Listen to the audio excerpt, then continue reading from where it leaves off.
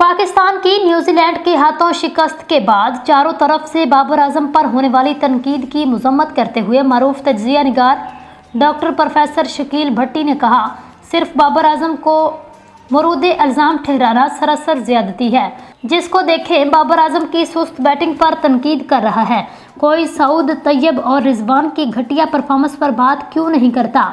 कोई पूरी bowling line खसूसन Shaheen Afridi की मायूस कुन बॉलिंग को जिम्मेदार क्यों नहीं ठहराता। आखिर कोई कप्तान और बाहर बैठे मुफ्त की तनख्वाहें खाने वाली टीम मैनेजमेंट से उनके गलत फैसलों का जवाब तलब क्यों नहीं करता। डॉक्टर साहब ने कहा, तमाम नाक़दीन बाबर आजम के पीछे इस तरह पड़ गए हों।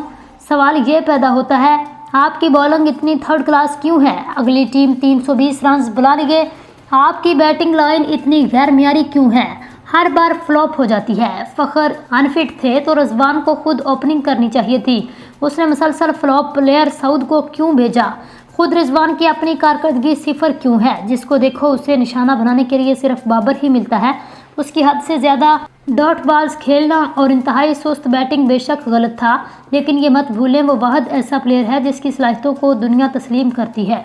डॉक्टर साहब ने आखिर में कहा, बाबर का पीछा छोड़ें और उसके पीछे छुपने वाले दीगर जिम्मेदारान का मुहासबा करें। दूसरा, रेगुलर स्पिनर आपने नहीं खिलाया, सऊद और तैयब जैसे सिफारशी आपने टीम में रखे हुए हैं। बॉलर्स आपके बुरी तरह पिट रहे हैं। टीम सिलेक्शन भंग के नशे में की गई है, लिहाजा इंसान बन जाएं और असल खराबियां बयान करें और उसको दूर करें।